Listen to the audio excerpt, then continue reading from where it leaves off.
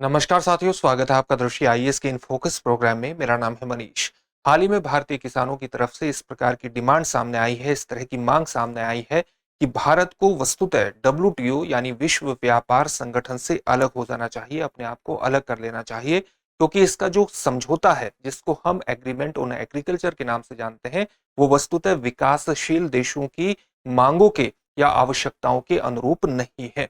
तो ये agreement on agriculture क्या है और साथ ही किसान क्यों मांग भारत से कर रहे हैं, भारत सरकार से कर रहे हैं कि भारत सरकार को डब्ल्यूटीओ से अलग हो जाना चाहिए। आज इन सभी मुद्दों की पड़ताल इन फोकस के प्रोग्राम में करेंगे। सबसे पहले देखते हैं कि इस पूरे टॉपिक के अंतर्गत किन पक्षों पर बात होगी। सबसे पहले हमें खबर को विस्तार से जानना है। इसके बाद हम डब्ल्यूटीओ के बारे में सामान्य जानकारी हासिल करेंगे, सामान्य परिचय लेंगे डब्ल्यूटीओ का, इसकी स्थापना कब हुई थी और सामान्यतः ये किस प्रकार की नीतियों को लागू करता है।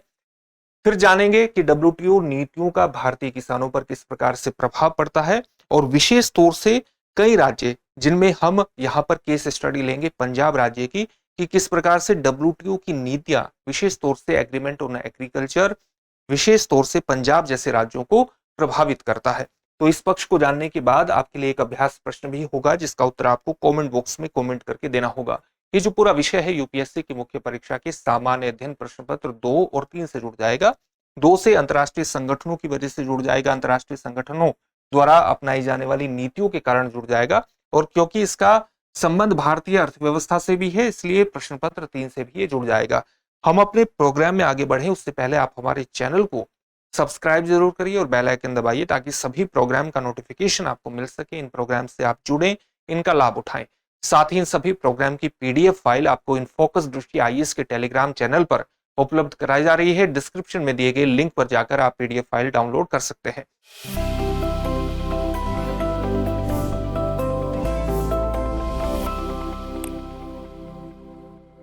अब खबर को विस्तार से जानते हैं। आप ये भी जानते हैं कि पंजाब और हरियाणा के किसान लगभग पिछले 11 महीने से लगातार पंजाब और हरियाणा बॉर्डर पर आंदोलन कर रहे हैं।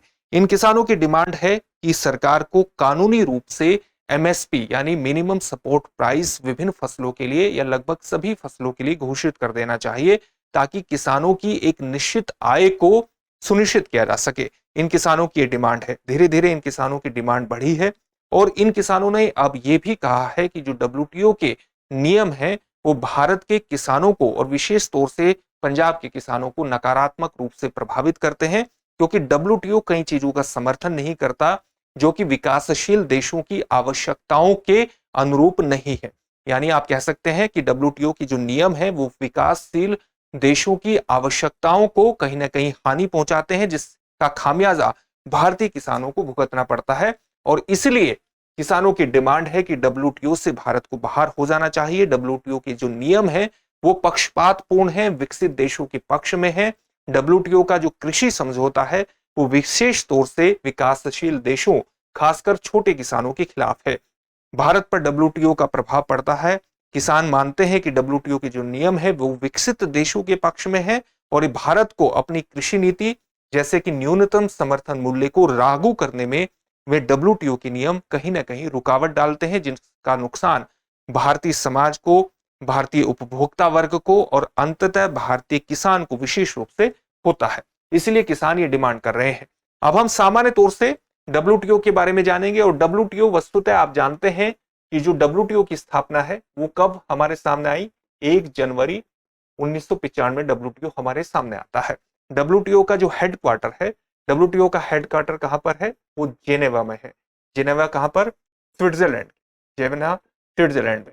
डब्ल्यूटीओ क्या करता है, अंतरराष्ट्रीय व्यापार का उदारीकरण करने का प्रयास करता है, लिबरलाइजेशन करने का प्रयास करता है।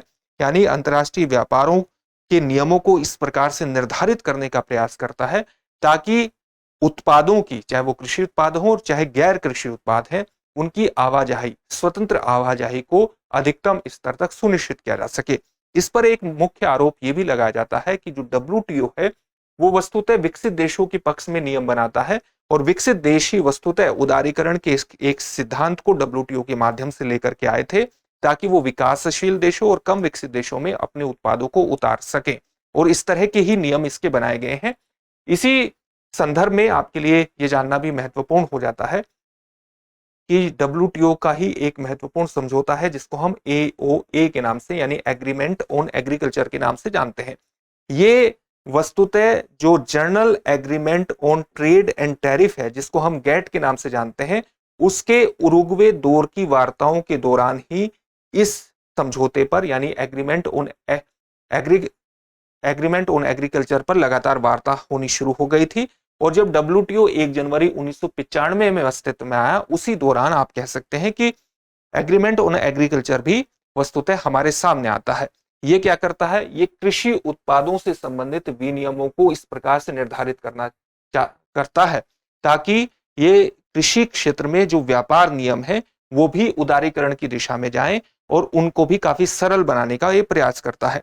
लेकिन इस पर कई संगठनों का ये कहना है कि कृषि उत्पादों को अगर आप बहुत ज्यादा उदारीकृत कर देंगे, लिबरलाइज कर देंगे, तो जो विकसित देशों के किसान हैं जिन्हें बहुत बड़ी मात्रा में सब्सिडी भी प्राप्त होती है, बहुत बड़ी मात्रा में टेक्नोलॉजी जैसी चीजें उन्हें बेहद ज्यादा सुलभ है, सहज है, उससे उनके द्वारा उत्पादित माल विकासशील देशों और कम विकसित देशों में आ सकते हैं। और भारतीय किसानों पर, या जिस तरह का भारतीय समाज है और भारतीय किसानों की संख्या बहुत ज्यादा है, अगर हम कोई भी देश, जैसे अगर हमारा देश भी किसानों को समर्थन प्रदान करना चाहता है, चाहे वो पब्लिक डिस्ट्रीब्यूशन सिस्टम के माध्यम से सार्वजनिक खरीद हो या अन्य प्रकार की सब्सिडी किसानों को प्रदान करने के अंतर्गत हो, चाहे वो उर्वरक सब्सिडी हो चाहे अन्य प्रकार की सब्सिडी हो, उस पर किसी भी तरह के प्रतिबंध को आगे बढ़ाता है WTO, ये किसानों का कहना है। और साथ ही अगर अंतर्राष्ट्रीय बाजार में भारत में किसी चीज की मान लिया पूर्ति होती है, उस और पूर्ति होने के अगर किसी चीज की हमारे पास पर्याप्त आमद है, पर्याप्त उत्पादन हो रहा है, और उसके बाद अगर वो चीज बाहर से आयात भी हो रही है, तो WTO की नियम इस प्रकार से हैं कि भारत सरकार किसी प्रकार के स्पेशल सेफगार्ड मैकेनिज्म का प्रयोग नहीं कर सकती, विशेष सेफगार्ड का इस्तेमाल नहीं कर सकती, क्योंकि किसी भी विकासशील देश को इस तरह की कदम उठाने से प्रतिबंधित करता है WTO के नियम। ये भारतीय किसानों के द्वारा उठाए गए कुछ प्रमुख कंसर्न हैं जो कि एग्रीमेंट ऑन एग्रीकल्चर से जुड़े हुए हैं, और इसके कारण भारत के जो किसान हैं वो WTO से बाहर आने की एक डिमांड कर रहे हैं कि भारत WTO से बाहर आए, क्योंकि इसके नियम कहीं ना कहीं किसानों को नकारात्मक रूप से प्रभावित कर रहे हैं। इस टॉपिक में आगे बढ़ेंगे, लेकिन उससे पहले आपके लिए एक सूचना यह है कि दृष्टि IAS मुखर्जी नगर की क्लासेस नोएडा में शिफ्ट हो चुकी हैं। 2 महत्वपूर्ण बैच हमारे प्रारंभ होने वाले हैं, एक हिंदी माध्यम का और एक इंग्लिश माध्यम का। दोनों ही बैचेस में आप एडमिशन ले सकते हैं। IAS फाउंडेशन बैच है ये, और आप एडमिशन लेने के लिए 8750187501 पर कॉल भी कर सकते हैं। इसके अलावा प्रयागराज में हिंदी माध्यम का GS फाउंडेशन बैच 19 फरवरी 2025 से प्रारंभ होगा, जिसका समय होगा सुबह 8 बजे। इसमें एडमिशन लेने के लिए भी आप 8750187501 पर कॉल कर सकते हैं और इन बैचेस में एडमिशन लेकर के सफलता की दिशा में आगे बढ़ सकते हैं। अब हम देखते हैं कि WTO नीतियों का भारतीय किसानों पर किस प्रकार से प्रभाव पड़ता है। इसका मोटा मोटा ओवरव्यू आपको दे दिया गया है, उसके माध्यम से आप आसानी से ये निकाल सकते हैं कि किस प्रकार से किसानों पर नकारात्मक प्रभाव पड़ते हैं, लेकिन एक सामान्य जानकारी लिखित रूप में यहां भी आपको दी गई है। WTO के जो नियम है वो भारत को कृषि सब्सिडी देने और घरेलू किसानों की रक्षा करने के लिए जो विशेष सेफगार्ड मैकेनिज्म है उस पर उसको अपनाने के अंतर्गत कहीं ना कहीं सभी विकासशील देशों पर, न केवल भारत पर, प्रतिबंध लगाते हैं। और इसी तरह के प्रतिबंध MSP पर भी आ जाते हैं। इसका सीधा सा मतलब है कि अगर भारत बहुत ज्यादा सब्सिडी देता है, चाहे वो MSP के माध्यम से प्रदान करे, फसलों का एक निश्चित दाम प्रदान करे, और या PDS यानी सार्वजनिक खरीद करे, PDS के लिए, पब्लिक डिस्ट्रीब्यूशन सिस्टम के लिए जो सार्वजनिक खरीद अलग अलग कृषि उत्पादों की जाती है वो करे, तो इन दोनों ही तरह की चीजों का उल्लंघन माना जाता है उदारीकरण के नियमों के खिलाफ। इनका यह माना जाता है कि ये उदारीकरण के नियमों का पालन नहीं कर रहे हैं, जो WTO का प्रमुख सिद्धांत है, और इसलिए WTO की बैठकों में भारत द्वारा दी जाने वाली सब्सिडी या PDS द्वारा की जाने वाली खरीद का विरोध भी किया जाता है। तो किसान ये कह रहे हैं कि अगर भारत पर इस तरह के प्रतिबंध लागू होते हैं और भारतीय किसानों का इसको खामियाजा भुगतना पड़ता है, तो भारत को इससे अलग हो जाना चाहिए। किसान ये भी दावा करते हैं कि WTO नीतियां भारत की खाद्य सुरक्षा और छोटे किसानों की आजीविका के लिए खतरा है, क्योंकि स्पेशल मैकेनिज्म आप अपना नहीं सकते। अगर बाहर से कोई चीज आ रही है, वो भले ही भारतीय किसानों ने उपजाई हो, उसको फिर भी आपको आयात करना पड़ता है, जिससे उसकी भारत में ज्यादा आपूर्ति होने की वजह से उसके दाम गिर जाते हैं। सार्वजनिक वितरण प्रणाली जो सस्ती खाद्य वस्तुएं उपलब्ध कराती है को अक्सर WTO बैठकों में चुनौती दी जाती है, जिससे भारत की खाद्य सुरक्षा व्यवस्था पर खतरा मंडराता है। इसी प्रकार से अन्यायपूर्ण वैश्विक प्रतिस्पर्धा भी देखने को मिलती है, जहां पर WTO के नियम कहीं ना कहीं विकसित देशों के पक्ष में दिखाई देते हैं, जिससे सस्ते कृषि उत्पादों की बाढ़ भारतीय बाजारों में आती है और स्थानीय किसानों की आय इससे घट जाती है। वे संघर्ष करते हैं क्योंकि दाम घट जाते हैं फसलों के। WTO का पंजाब की कृषि अर्थव्यवस्था पर विशेष प्रभाव क्यों पड़ता है? क्योंकि जो पंजाब की अर्थव्यवस्था है उसको कहीं ना कहीं MSP पर निर्भर रहना पड़ता है। पंजाब में दो मुख्य फसल कौन कौन सी हैं? दो मुख्य फसल है चावल की और गेहूं। चावल और गेहूं की फसल है और इस फसल का लगभग 80 से 90% जो है वो सार्वजनिक खरीद के माध्यम से सुनिश्चित कर दिया जाता है। तो इन फसलों के लिए MSP बेहद ज्यादा निर्भर है। अगर इन फसलों के लिए MSP ऊपर के स्तर पर होगा तो जाहिर सी बात है कि पंजाब के किसानों को उसका खास तौर से लाभ होगा ही। MSP और सार्वजनिक खरीद पर प्रतिबंध राज्य की जो कृषि प्रणाली है और किसानों की जो आजीविका है उसको खतरे में डालती है। छोटे किसान जो भारत की कृषि जनसंख्या का लगभग 86% है, WTO के नियमों के तहत वैश्विक प्रतिस्पर्धा से विशेष रूप से प्रभावित होते हैं। ये सारी चीजें अभी आपको स्पष्ट की थी। उन्हें आधुनिक प्रौद्योगिकी, बाजार और वित्त पोषण की कमी का सामना करना पड़ता है, जबकि जो विकसित देशों के किसान हैं उनके पास आधुनिक प्रौद्योगिकी तक पहुंच भी होती है, सरकार की फंडिंग तक भी उनकी पहुंच होती है और बाजार तक पहुंच उनकी WTO के नियम से स्थापित कर दी जाती है।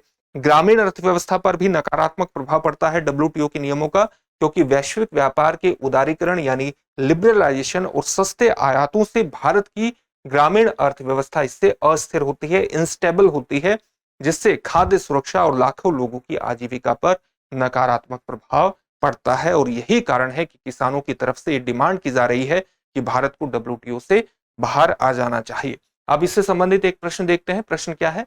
विश्व व्यापार संगठन किस वर्ष अस्तित्व में आया था? बेहद सामान्य सा प्रश्न है। आपके ऑप्शन है 1990, 1993, 1995 या 1998। इस प्रश्न का उत्तर आप हमें कमेंट बॉक्स में कमेंट करके जरूर दीजिए। फिर से एक नए सेशन में आपसे मुलाकात होगी। धन्यवाद। डियर व्यूअर्स, अपने एग्जाम की तैयारी को और बेहतर करने के लिए हमारे चैनल को लाइक, शेयर और सब्सक्राइब करना न भूलें।